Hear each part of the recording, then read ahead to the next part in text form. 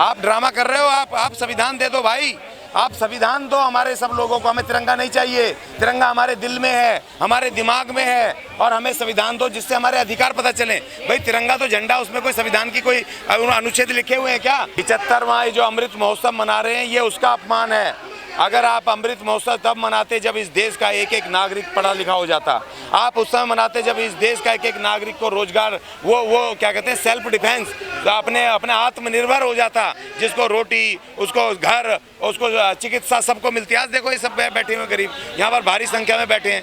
आज इस देश की 80% आबादी 10वीं से कम पढ़ी लिखी है, और इस देश की 60% आबादी जो पहली दूसरी पढ़े हुए हैं। इस देश की 40% आबादी अंगूठा छाप है। आपको पता है, मुझे दुख होता है दिल्ली में जब मैं मजदूर लेता हूं, जब मैं उनका केस बनाता हूं, कंप्लेंट बनाता हूं, तो उनसे जब साइन करने को कहता हूं, तो आज भी वो महिला, वो बेचारी अंगूठा लगाती है, उनको पढ़ना नहीं आता। इस देश की राजधानी में, अरे डूब मरो, 75 वर्ष में आप अमृत महोत्सव मनाओगे, तुम्हें डूब के मरना चाहिए। दुनिया थूक रही है, तुम मुफ्त दे रहे हो। अरे आराम करो, मुफ्त मत दो। हम तुम्हें टैक्स देने चाहिए, एक एक नागरिक टैक्स देना, जितनी इनकी इनकम होनी चाहिए उतने इनके पास पैसा होना चाहिए कि ये उल्टा सरकार को दे। तुम मुफ्त देने वाले कौन होते हो? ये घूसखोरी है। वो तिरंगा किसी को बोल दिया पूंजीपति को बनाने को, उसने खूब सारे बना दिए गुजरात में। अब उसको सरकार खरीदेगी और सरकार सबको बांट देगी और उसका मुनाफा हो जाएगा पैसे। ये तो सरकार के पैसे की बंदरबाट है, अपने पूंजीपतियों को पैसा देने की है। भैया तिरंगा तो हमारे दिल में है, हमारे इस देश के हम नागरिक हैं, हम भारत के नागरिक हैं। मैं हूँ भारत, मैं हूँ तिरंगा इस देश का। हर नागरिक प्यार करता है अपने तिरंगे को, अपने भारत को। तुम कौन होते हो तिरंगा बांटने वाले? तुम तो एक पूंजीपति को अपने सरकार के पैसे से बांट करके उसका वो तिरंगे खरीद के तुम फ्री में बांट रहे हो। ये क्या तरीका है? घर घर तिरंगा तो पहुंचा रही है बीजेपी, उससे क्या होगा? घर घर रोजगार पहुंचाओ ना भाई, घर घर शिक्षा पहुंचाओ, घर घर सुरक्षा पहुंचाओ ना। घर आप तिरंगा मत पहुंचाओ, संविधान की कॉपी पहुंचाओ यार, हिंदी में बना करके। संविधान क्यों नहीं पहुंचाते हो?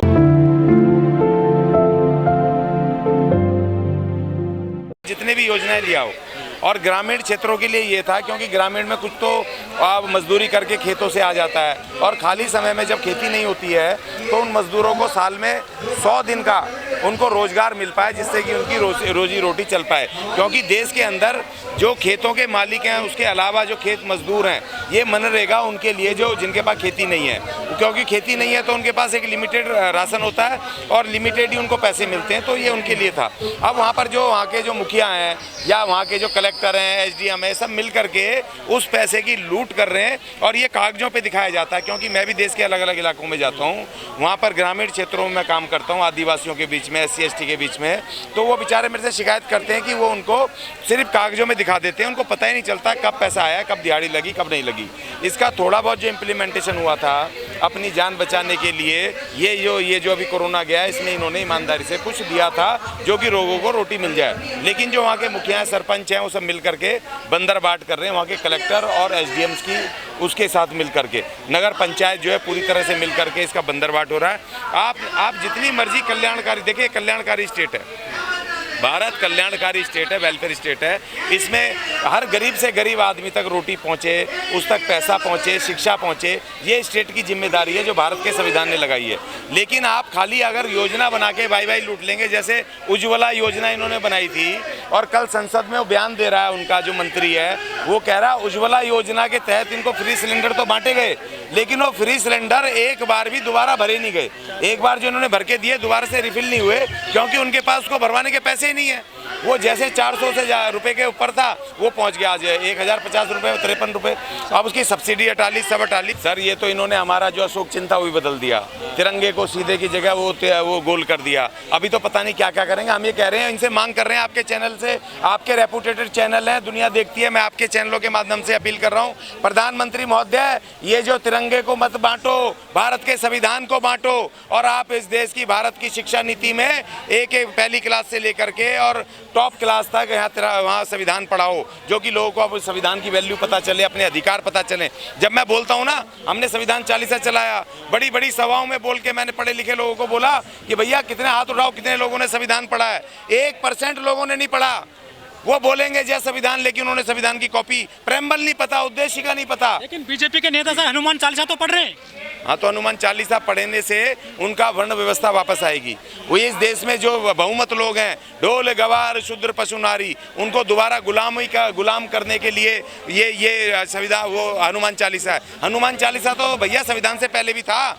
तो इस देश में न महिला को सती किया जाता मरे हुए आदमी के साथ। इस देश में महिला को वहाँ पर वो बनाया जाता, देवदासी बनाया जाता था। इस देश में शूद्रों को, अछूतों को अब ना शिक्षा लेने दी जाती थी, ना पानी लेने दिया जाता था, उनके साथ भेदभाव किया जाता था। जब से भारत का संविधान लागू हुआ तो इस देश के जो ढोल गवार शूद्र पशु नारी ने तरक्की की, शिक्षा मिली, रोजगार मिले, उनको सम्मान मिला, सुरक्षा मिली, बराबरी मिली, उनको अपनी बात रखने का मौका मिला। तो इस भारत के संविधान को हटा करके ये संविधान चालीसा वाली उसको हनुमान चालीसा वाली उसको लाना चाहते हैं, उसको व्यवस्था को, यानी मनुवाद को लाना चाहते हैं। सर, इसी जंतर मंतर पे 20 दिन पहले हमने एक विरोध किया था, प्रदर्शन। कर्नाटक के एक विधायक ने कहा था बीजेपी के कि तिरंगा हटाओ और यहाँ पर ये भगवा लगाओ, भगवा लगना चाहिए। हमने इसी जंतर मंतर पे 15 दिन पहले प्रोटेस्ट किया और शायद उन्होंने उसी प्रोटेस्ट से डर के इन्होंने तिरंगा यात्रा निकाली है कि भाई तिरंगे का ड्रामा करें। अब ये तिरंगा भी खतरे में पड़ गया। देखो, जिस चीज़ को इन्होंने पहले कहा काला धन, तो काला धन नहीं आया और बढ़ गया। वहाँ पे इन्होंने कहा 2 करोड़ नौकरियाँ और 2 करोड़ से क्या 20 करोड़ खत्म हो गई। तो ये जिस बात को ज़्यादा कहते हैं उसी बात को समझ लो खतरे में है। हमारा संविधान चिल्लाया, संविधान खतरे में कर दिया।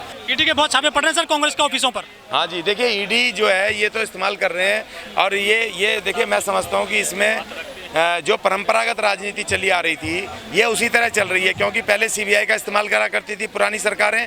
इन्होंने सीबीआई को, क्योंकि सुप्रीम कोर्ट ने कहा था कि ये तो तोता है, उसका सरकार का तोता है, तो उन्होंने उसके अधिकार कम करके अब इन्होंने ईडी को, इन्फोर्समेंट डायरेक्टोरेट को इसको पावर दे दी, इसको इस्तेमाल कर रहे हैं। तो ये तो कल को कोई और सरकार आएगी वो भी इस्तेमाल करेगी इसी तरह संसाधनों का, जिसके पास पावर आएगी अपने विरोधियों को दबाने के लिए। तो ये तो इस देश की जो राजनीति जो पहली नींव डाली थी पुरानी सरकारों ने, उसी पे चला आ रहा है। एक नई राजनीति की जरूरत है जो कि सत्ता में आए तो अपने विरोधियों पे या जिन्होंने उनके खिलाफ कुछ काम किया, क्योंकि यही मोदी जी को इसी कांग्रेस ने उसमें जो वहाँ के गोधरा कांड और फलाने कांड हुए थे गुजरात के, जब ये मुख्यमंत्री थे तो इनको सीबीआई में कहाँ खूब बिठाया था। अब ये उसका बदला लेकर के सोनिया जी को, राहुल जी को और विरोधियों को बिठा रहे हैं। तो इसमें कोई नया नहीं है, लेकिन ये कि ये जिस तरह से अंग्रेजों ने दबाव बनाया इसी तरह जेलों में लेकर के जा रहे हैं ये भी उनको। तो अब ये इनके खात्मे की तरफ, इनके पतन की तरफ है।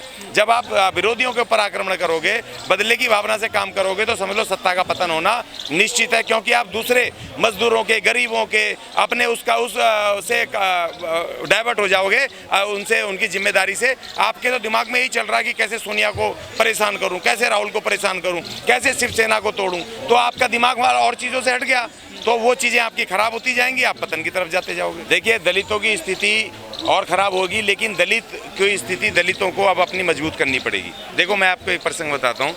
ये सेम स्थिति जो है जब भारत आज़ाद हुआ 1947 में, सेम टू सेम जैसी आज़ाद हुआ वैसे इन्होंने हिंदुस्तान और पाकिस्तान का राग शुरू कर दिया, हिंदू मुसलमान का शुरू कर दिया। और लेकिन उस समय तो हमारे पास डॉक्टर अम्बेडकर थे कि वो एकदम से बीच में कूद पड़े, बोला तुम हिंदुस्तान पाकिस्तान 2 आदमी कर रहे हो, हम कहाँ जाएंगे, हम भी दलित इस देश के SC ST, हम कहाँ जाएंगे। तो उन्होंने एक ने पाकिस्तान मांगा, एक ने हिंदुस्तान मांगा, और बाबा साहब ने एकदम खड़े होकर कहा अछूतिस्तान दो हमें।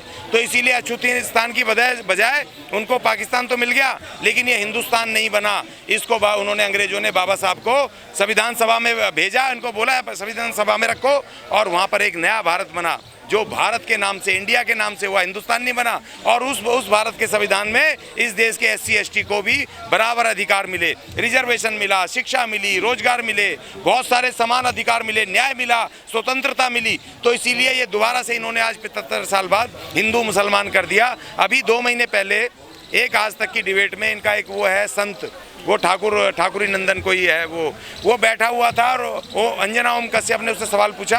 उसने कहा कि ये मुस्लिमों को ये हमारे भाई हैं, तुम्हारे जो वेदों में है तुम ले लो, और जो तुम्हारे कुरान में है तुम ले लो, और जो वेदों में हमें दे दो। मतलब हिंदू मुसलमान में बांट लिया। हम 35 करोड़ कहाँ जाएंगे भाई, हम इस देश के हैं, हमारे लोग हैं 35 करोड़, हम कहाँ जाएंगे। इसलिए अब एक बाबा साहब और चाहिए जो खड़ा होकर बोले कि तुम मुसलमान हो, तुम वेदों के हिसाब से ले लो, तुम कुरान के हिसाब से ले लो, और बुद्ध के हिसाब से मुझे दे दो। आज चाहिए हमें, आज एक अम्बेडकर चाहिए जो बोलने वाला।